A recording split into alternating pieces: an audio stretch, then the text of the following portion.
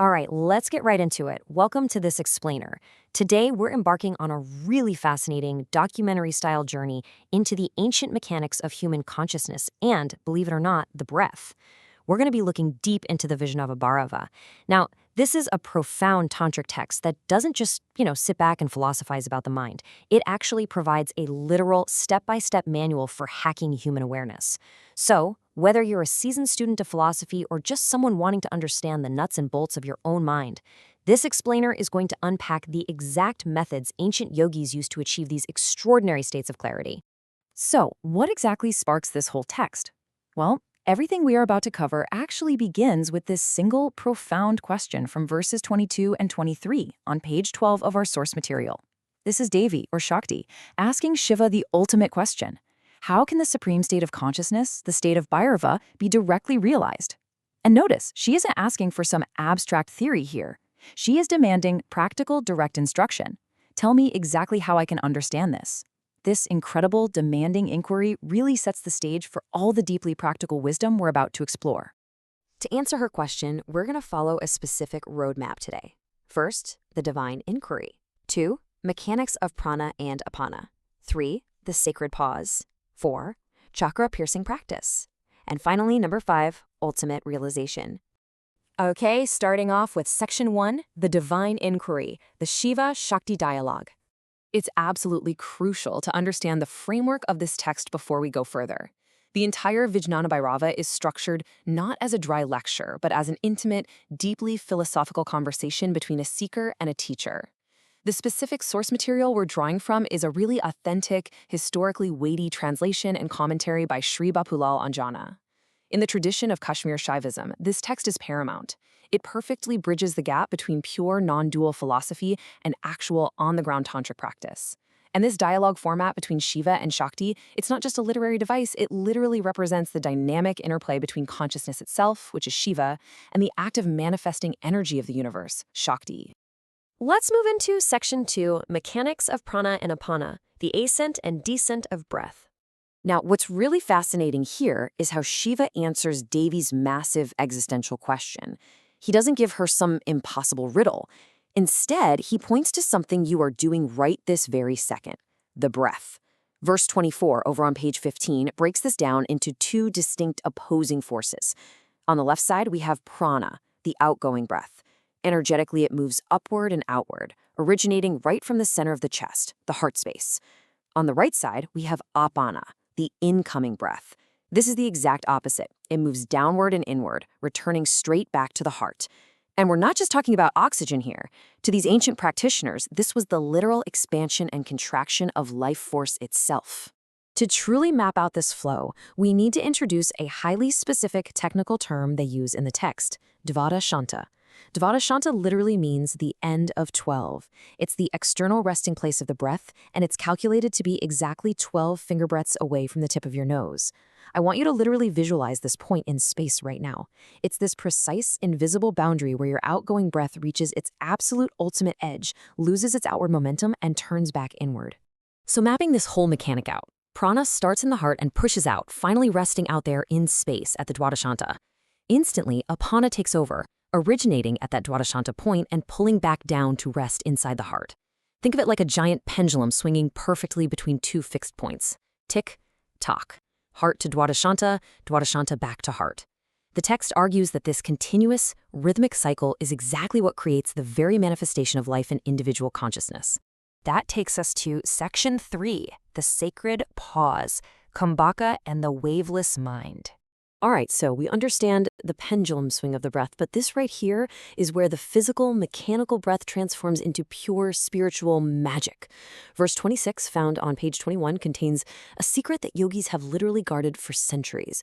Read this carefully. When the breath energy neither enters the heart nor reaches the Dvadashanta, but blossoms in the center, through that thoughtless state, the Bhairava form is attained. The secret, Shiva reveals, isn't in the movement of the breath at all. The secret is hidden in the exact micromillisecond when the movement completely stops. It's the pause. And that brings us to the crucial concept of nirvikalpa. Nirvikalpa is a state of pure, pristine consciousness, entirely free from thoughts, concepts, and mental chatter. It's essentially a waveless mind.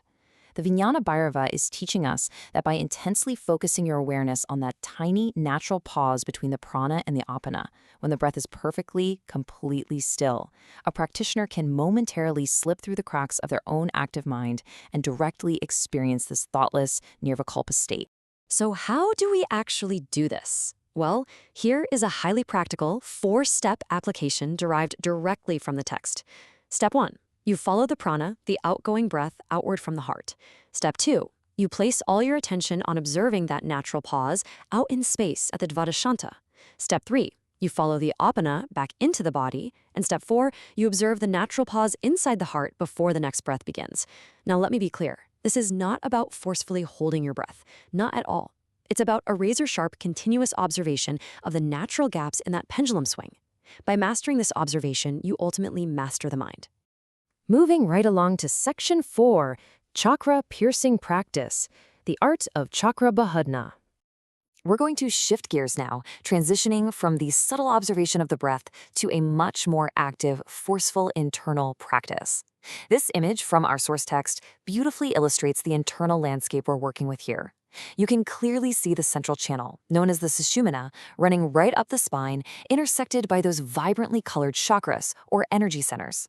Now, while the previous practice was all about floating in the pause, Chakra Bhadana is about consciously driving energy up the specific central channel to literally pierce through layers of mundane perception. The mechanics of this are laid out explicitly in verse 36 on page 29. By closing the openings of the head with the fingers and thumbs and piercing the knot at the eyebrow center, the supreme light is perceived. This is a literal, physical technique, folks. The practitioner uses their fingers to physically block the ears, eyes, nose, and mouth. By completely shutting down the physical sensory inputs that are constantly pulling our attention outward to the world, your sensory awareness is aggressively forced inward and upward.